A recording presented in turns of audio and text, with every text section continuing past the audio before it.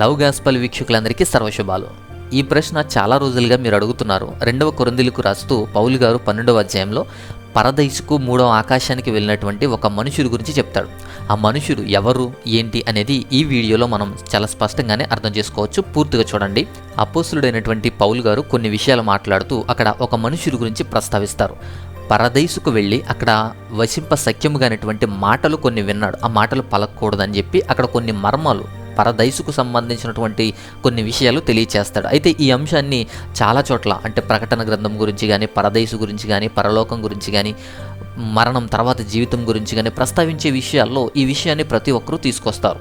ముందుగా ఆ వాక్య భాగం క్షుణ్ణంగా మనం చదివితేనే అది అర్థమయ్యే అవకాశం ఉంటుంది. కాబట్టి 12వ అధ్యాయం మొదటి నుంచి అతిశయపడుట నాకు తగదు కానీ అతిశయపడవలసి వచ్చింది. ప్రభు దర్శనముల గురించి, ప్రత్యక్షతల గురించి చెప్తున్నాను. 2వ వాక్యం, క్రీస్తునందున్న ఒక మనుషుని నేను ఎరుగుదును. అతడు 14 సంవత్సరాల క్రిందట 3వ ఆకాశానికి కొనుపోబడ్డాడు. అతడు శరీరంతో కొనుపోబడ్డాడో నేను ఎరగను, శరీరం లేక కొనుపోబడనో నేను ఎరగను, అది దేవునికి తెలియను. అట్టి మనుషుని నేను ఎరుగుదును.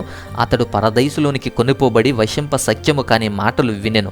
ఆ మాటలు మనుషుడు పలకకూడదు. అతడు శరీరంతో కొనుపోబడనో లేక శరీరం లేక కొనుపోబడనో తెలియదు, ఇది దేవునికే తెలియను. అట్టి వాని గురించి అతిశయింతును అని పౌలు గారు ఈ విషయం గురించి ప్రస్తావిస్తున్నారు. అయితే ఈ మనుషుడు ఎవరు అంటే ఇది పౌలు గారు చెప్తున్నారు.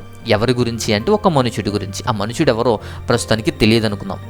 ఈ వచనం పలికే ముందు అతిశయపడడం గురించి ఆయన చెబుతూ వచ్చాడు. అతిశయపడటం గురించి చెబుతున్నాడు. 11వ అధ్యాయం 30వ వాక్యం, 33వ వాక్యం చూడండి. సో అతిశయపడటం గురించి ఆయన చెప్తాడు 30వ వాక్యంలో. అంతేకాకుండా ఈయన బలహీనమైన సంగతుల గురించి అతిశయపడతాడు. బలహీనమైన పరిస్థితులు, సంగతుల గురించి అతిశయపడతాను అంటున్నాడు ఈయన. 11వ అధ్యాయము 23 నుంచి 29వ వాక్యంలో ఆయన పడినటువంటి బలహీనతలు, శ్రమల గురించి ఆయన వివరిస్తారు. అంతేకాకుండా 12వ అధ్యాయం 9వ వాక్యం కూడా చూడండి. బలహీనమైన పరిస్థితులు, సంగతుల గురించి ఆయన ఎక్కువ అతిశయపడతాడు. సో హెచ్చించిపోవడానికి, ఉప్పొంగిపోవడానికి, గర్వించడానికి ఆయన అతిశయపడడు అని దాని అర్థం. బలహీనత కోసం మాట్లాడుతూ కొరింథీ సంఘానికి ధైర్యాన్ని నింపుతూ మాట్లాడుతున్నాడు ఆయన. ఆ పరిస్థితి అది. సో 12వ అధ్యాయము మొదటి వాక్యం చూద్దాం. అతిశయపడటం తగదు కానీ అతిశయపడే సమయం పడవలసి వచ్చింది అంటున్నాడు ఆయన. సో అతిశయపడవలసి వచ్చింది. మరి ఎందుకు వచ్చింది అంటే దానికోసమే అక్కడ 2 విషయాలు చెప్పాడు. 2 విషయాలు అక్కడ చెప్తాడు. క్రిందకు చదివితే మొదటిది ఏంటంటే విజన్స్, రెండవది ఏంటంటే రివలేషన్స్. సో విజన్స్ అండ్ రివలేషన్స్ ఆ యొక్క అతిశయపడవలసి వచ్చిన దానికి రీజన్. సో విజన్స్ అంటే దర్శనాలు, రివలేషన్స్ అంటే ప్రత్యక్షతలు. సో దర్శనాలు, ప్రత్యక్షతలు. దర్శనాలు చాలామంది భక్తుల్లో మనం చూస్తాం. ప్రత్యక్షతలు యోహాను గారిలో మనం చూస్తాం, ప్రకటన ప్రత్యక్షత గ్రంథం. సో ఈ రెండిటిని ఆయన అనుభవించి ఉంది కాబట్టి, ఆయన అనుభవం వాటిలో ఉంది కాబట్టి అతిశయపడవలసి వచ్చింది అని చెప్తున్నాడు. అంతేకాకుండా ఇంకొక మాట ఉంటుంది, యేసుక్రీస్తునందు ఒక మనుష్యుని నేను ఎరుగుదును అని. 12వ అధ్యాయం 2వ వాక్యం. ఒక మనుషుని గురించి ఆయన ఇండైరెక్ట్గా చెప్తున్నాడు. 12వ అధ్యాయం 2వ వాక్యం చూడండి. క్రీస్తు యేసునందు ఒక మనుష్యుణ్ణి, క్రీస్తు యేసునందు ఉన్నటువంటి ఒక మనుషుణ్ణి నేను ఎరుగుదును అంటున్నాడు. ఐ నో అంటున్నాడు ఆయన. అంటే తెలిసిన విషయాన్ని చెప్తున్నాడు. అంటే పౌలు గారికి ఇదంతా తెలుసు. పైకి క్రీస్తు యేసునందు ఒక మనుషుడు అంటే రోమపత్రిక 16:7 ప్రకారం ఆంద్రోనీకు, యూనియాకు గురించినటువంటి మాటలు మాట్లాడుతూ వీరు క్రీస్తునందు పౌలు గారి కంటే ముందున్నారు అని రాయబడుతుంది. అంటే నాకంటే వీరు ముందున్నారు అని మాట్లాడతాడు ఆయన. అంటే ఇక్కడ పౌలు గారు కూడా క్రీస్తు యేసునందు ఉన్నవాడే అని అర్థం. ఇంకొక అంశం అక్కడ చాలా స్పష్టంగా కనబడేది ఏంటంటే 14 సంవత్సరముల ముందు అంటాడు. అంటే 14 సంవత్సరముల క్రితం అని మాట్లాడతాడు. అంటే ఇది దాదాపు క్రీస్తు శకం 55 నుంచి 57 వరకు మధ్య భాగంలో. సో 55 to 57 ADలో ఇది జరిగింది అనే అంచనా, ఈ సందర్భం అప్పుడు జరిగింది అనే అంచనా ఉంటే దాదాపు 14 సంవత్సరముల క్రితము అంటే 41 to 43 AD, 41-43 మధ్య జరిగినటువంటి మధ్యకాలం. సో పౌలు గారు ఆ సమయంలో 2వసారి యెరూషలేముకు వస్తాడు. అపోస్తుల కార్యాలు 22వ అధ్యాయం 17వ వాక్యం చదవండి. నేను యెరూషలేమునకు తిరిగి వచ్చి దేవాలయంలో ప్రార్థన చేస్తుండగా పరవశుడనై ప్రభువును చూశాను, ప్రభువును చూచి తిని అనే వాక్యం 17వ వాక్యంలో కనబడుద్ది. సో ఇక్కడ పరవశుడు అయిన వ్యక్తి ఎవరు అంటే అది పౌలు గురించినటువంటి సందర్భం. 22వ అధ్యాయంలో పౌలు గారి సంగతులు ఉంటాయి. ఆ పౌలు గారి సంగతుల్లోనే ఇక్కడ ఆలయంలో ప్రార్థించే వ్యక్తిగా కూడా పౌలు గారు కనబడతారు. సో పౌలు గారు ఇక్కడ పరవశుడై ప్రభువును చూసిన వ్యక్తిగా కనబడతాడు 14 సంవత్సరముల క్రితం. ఇకపోతే 3వ ఆకాశం గురించి రాయబడింది. 3వ ఆకాశానికి కొనిపోబడును అని ఉంది 12వ అధ్యాయం మొదటి వాక్యంలో. పరదైసుకు దర్శనాలు, ప్రత్యక్షతల గురించి ప్లూరల్ ఫామ్లో ఉంటుంది. అంటే ఒక్క విషయం గురించి చెప్పట్లా, ఆయన విజన్స్ అండ్ రివలేషన్స్, దర్శనాలు ప్రత్యక్షతల గురించి చెప్తాడు. ఇక మూడవ ఆకాశానికి, పరదైసుకి గురించినటువంటి విషయం అక్కడ మనకు అర్థం కావాలి.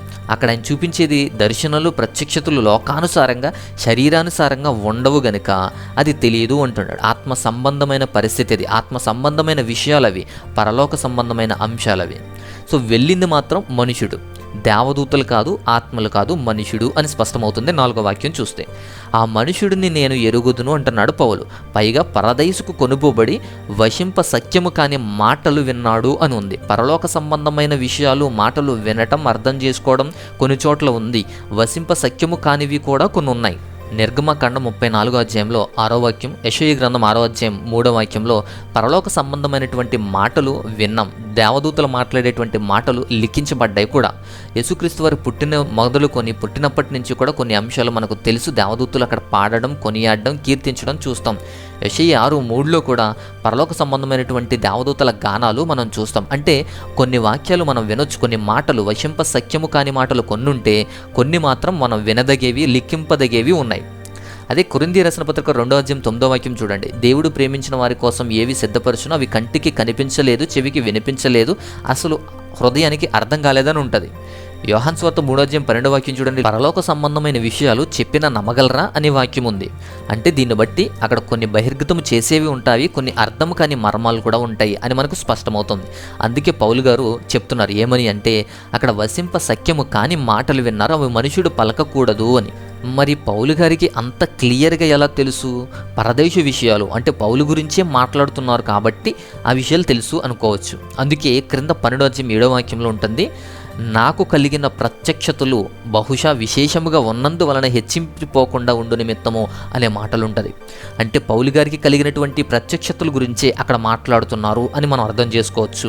ఆయన పౌలు గారే అని చెప్పడానికి ఆధారం కూడా మనకు లభిస్తుంది. ఎందుకు అంటే ఈ విషయాలన్నీ ఎంత స్పష్టంగా తెలిసింది పౌలు గారికి, అందుకే పౌలు గారు మాట్లాడుతున్నారు. కాబట్టి కొనుపోబడింది పౌలు గారే అని మనం చెప్పవచ్చు. ఇది పౌలు గారు అని చెప్పడానికి బలమైన కారణాలు ఏంటి అంటే, నెంబర్ 1 అతిశయపడతాడు.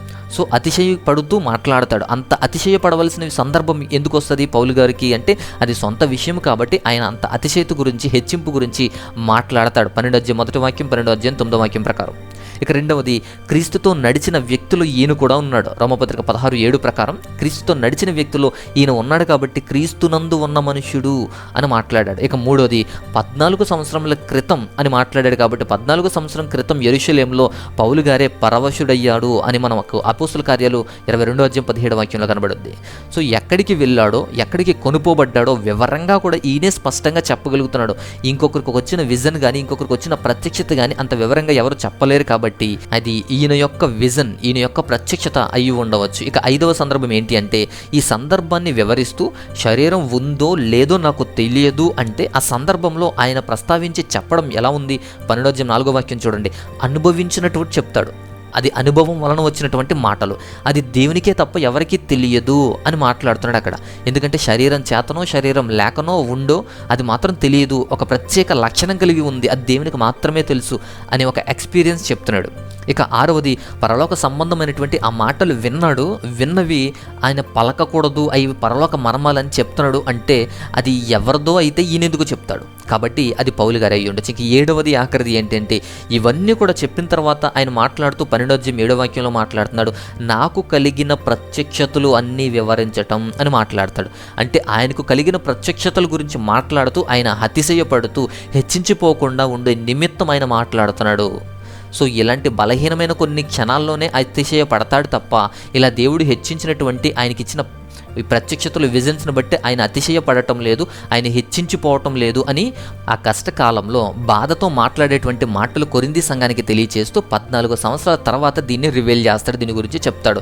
సో ఈ అంశాలన్నీ 7 అంశాలన్నీ మనం గమనిస్తే ఇది పౌలు గారి గురించి మాట్లాడేటువంటి సందర్భమే. పౌలు గారే ఆరోహణమే పరదైసుకు కొనుపోబడి ఆయన చూసిన ప్రత్యక్షతను వివరిస్తున్నాడు అని మనం అర్థం చేసుకోవచ్చు. సో ఇవన్నీ గమనిస్తే అపోస్తులుడైనటువంటి పౌలు గారే దర్శన ప్రత్యక్షతల యొక్క సారాంశం అని చెప్పొచ్చు. ఆ మనుషుడు 12వ అధ్యాయంలో రాయబడినటువంటి ఆ మనుషుడు పౌలు గారే అని అనుకోవచ్చు. మరి ఎందుకు వేరే మనుషుడు, క్రీస్తునందున్న ఒక మనుషుడు అంటున్నాడు అంటే, ఆయన హెచ్చించిపోకుండా అతిశయపడకుండా వివరించడానికి చెప్తున్నాడు. ఆయన బాధల్లో దుఃఖాల్లో, ఆయన అనుభవించిన పరిస్థితుల్లో మాత్రమే అతిశయపడతాడు.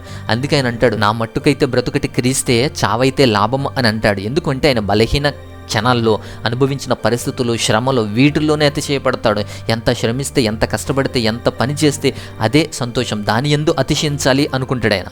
అదే మనం కొంతమందిని చూస్తాం, నాకేదో శక్తి వచ్చేసింది, నాకేదో బలం ఉంది, నాకేదో శక్తి ఉంది, లేదా నాకు ఈ వరం ఉంది, లేకపోతే ఇదిగో దేవుడు ఈ విధంగా దర్శనం ఇచ్చాడంటే ఆ దర్శనం గురించి ఎక్కడ, ఎందుకు, ఎలా వాడాలో, దేనికి ఇస్తాడో, దేనికి వాడాలో అది తెలియకుండా గర్విస్తూ, హెచ్చించుకుంటూ, అతిశయపడుతూ ఉండేటువంటి జనాలతో పోలిస్తే మరి ఈయన.